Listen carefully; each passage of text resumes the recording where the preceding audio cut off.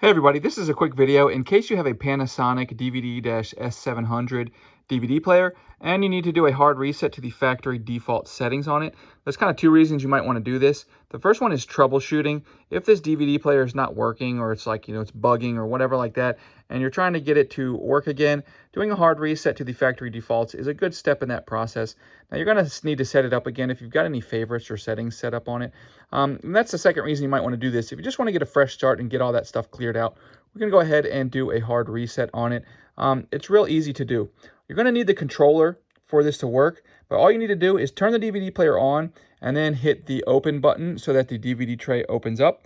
And then on the controller, you're going to find the number 5 on it and just hit the number 5 button 4 times in quick succession. 1, 2, 3, 4.